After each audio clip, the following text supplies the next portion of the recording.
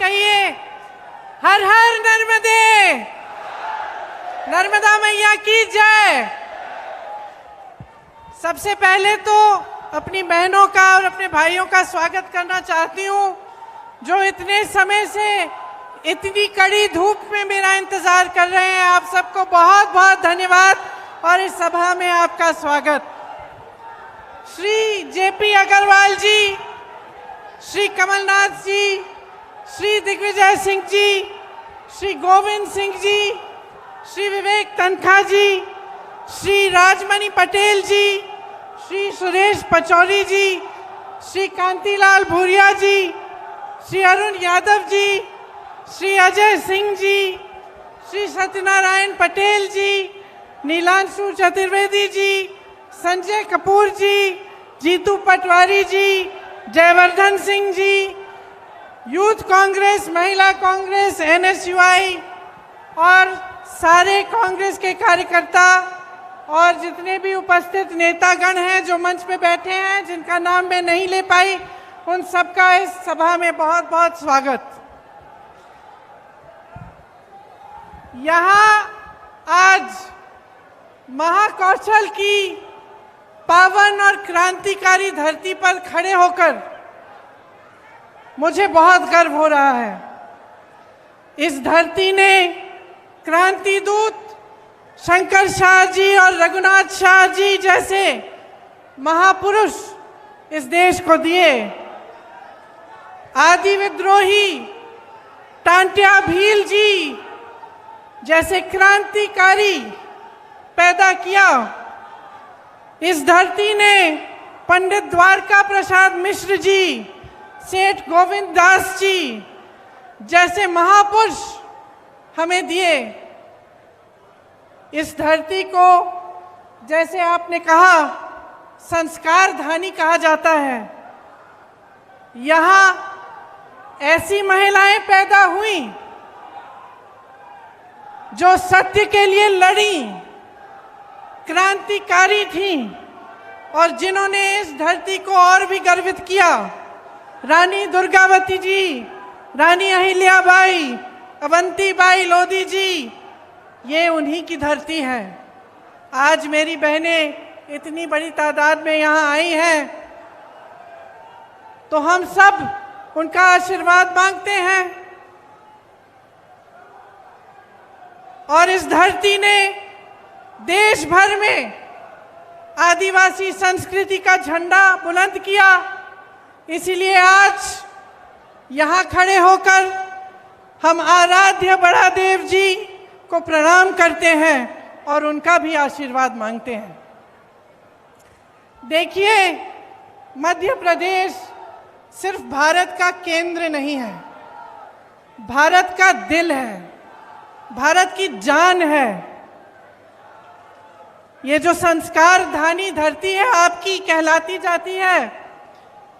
इसने साहित्य, संस्कृति और हमारी सभ्यता, हमारे संस्कार, इसने हमारे देश को दिए हैं।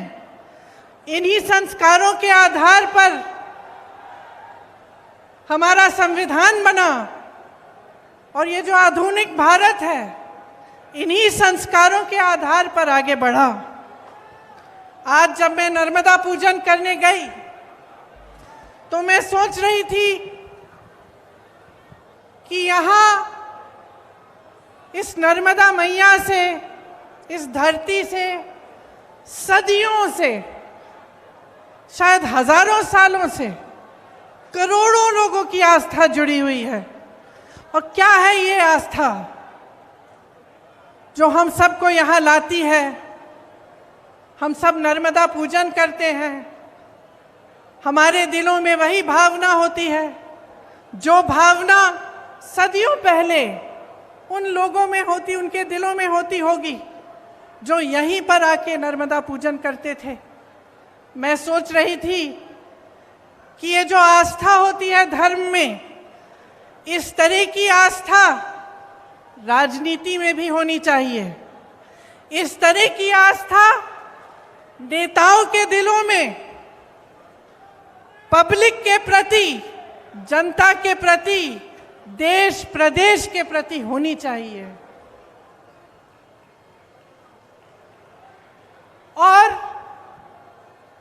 जिन्होंने हमारी स्वतंत्रता की लड़ाई लड़ी, मैं दावे के साथ कह सकती हूं कि उनके दिलों में इस तरह की आस्था थी।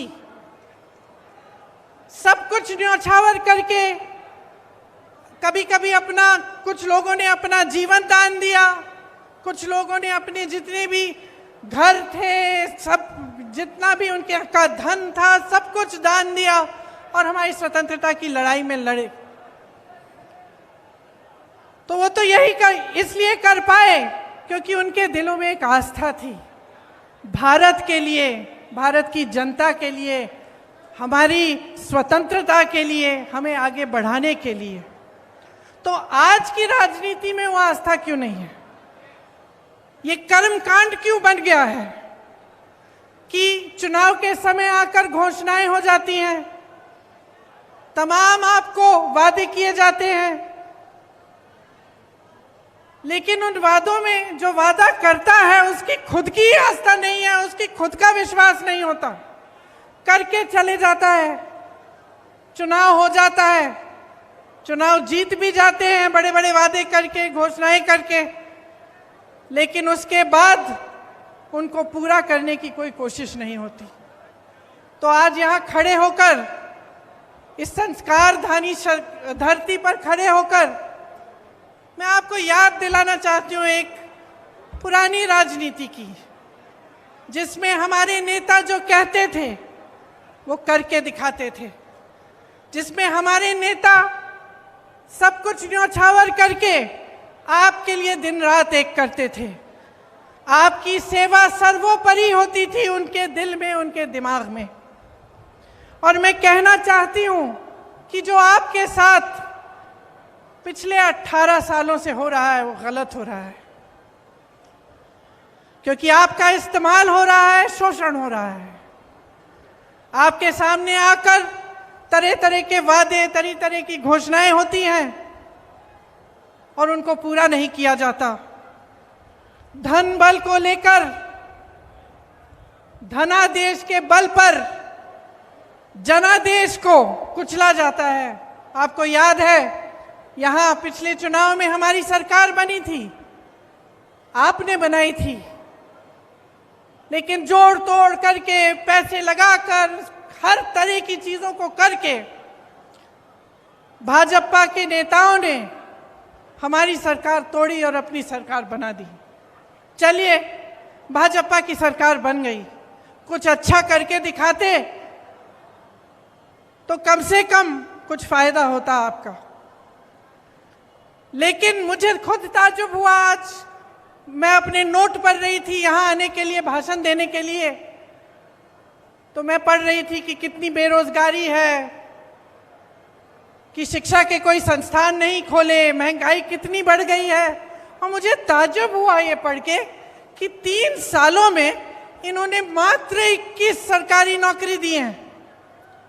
तो मैंने अपने ऑफिस को फ़ोन किया, मैंने कहा ये गलत होगा, सही नहीं हो सकता ये आंकड़ा, इसको चेक करो, क्योंकि मैं मंच पे बोलूंगी तो गलत चीज़ नहीं बोलनी चाहिए मुझे।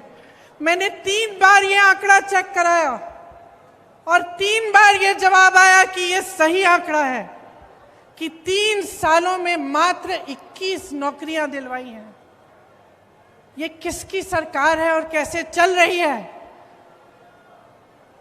और आप अगर आज जागरूक नहीं होंगे और आप ये समझेंगे नहीं कि ये जो रिश्वत राज चलाया है इन्होंने, जिसकी वजह से जब आपको कुछ भी चाहिए होता है, चाहे आप नौकरी के लिए जाते हैं, चाहे आप छोटे से छोटे काम कराने के लिए निकलते हैं, तो आपको रिश्वत देनी पड़ती है। तो ये जो रिश्वत राज है इनका, जो घोटाला राज है इनका, इसको अगर आप आज बंद नहीं करेंगे तो आपके भविष्य को क्या होगा? ये सवाल आप अपने आप से पूछिए।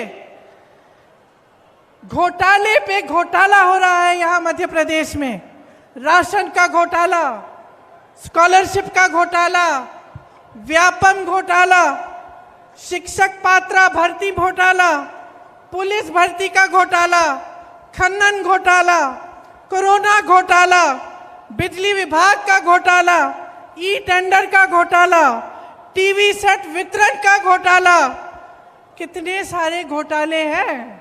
इतनी लंबी लिस्ट है घोटालों की कि जो मोदी जी ने वो गालियों वाली लिस्ट निकाली, उससे लंबी तो ये लिस्ट है।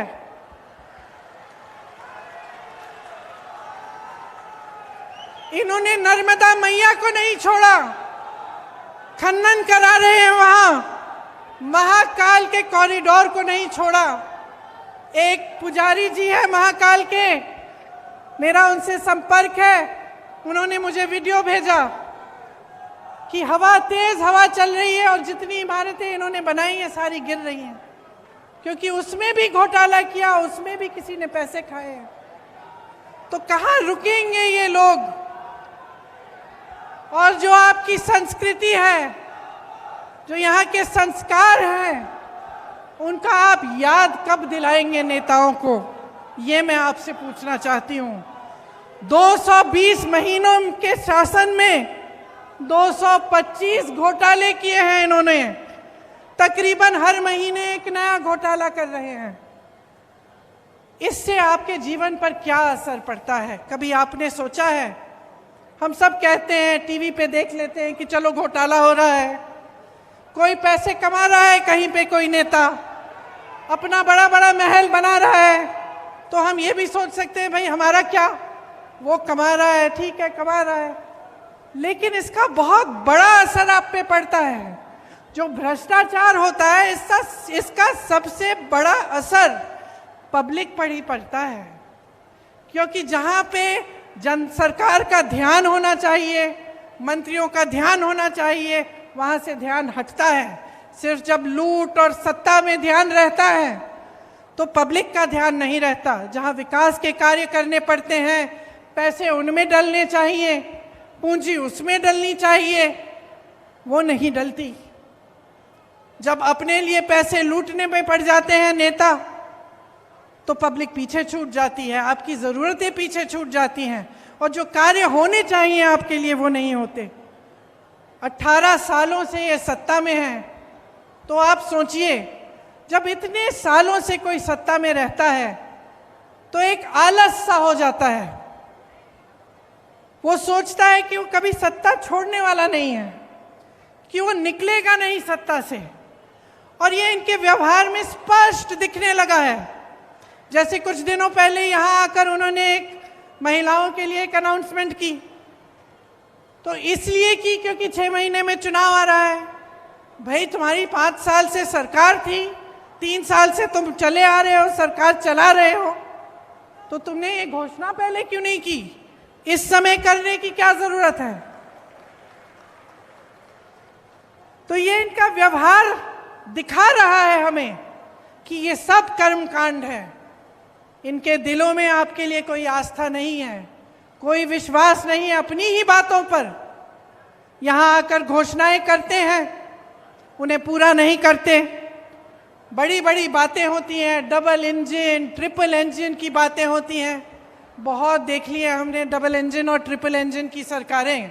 हिमाचल में भी ये कहते थे, कर्नाटका में भी ये कहते थे, और जनता ने दिखा दिया इनको कि ये डबल इंजन की बातें बंद करो, ये दिखाओ, नहीं तो आपको हम निकाल देंगे। तो आज आपके प्रदेश में कमर तोड़ महंगाई है।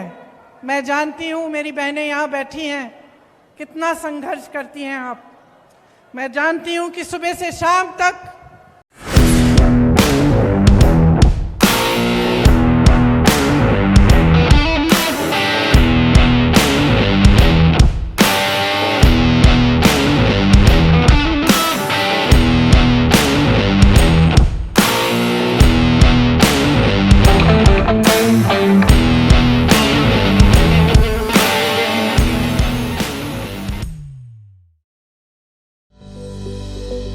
Welcome to K-Mall, a premium project by Kaleen Group.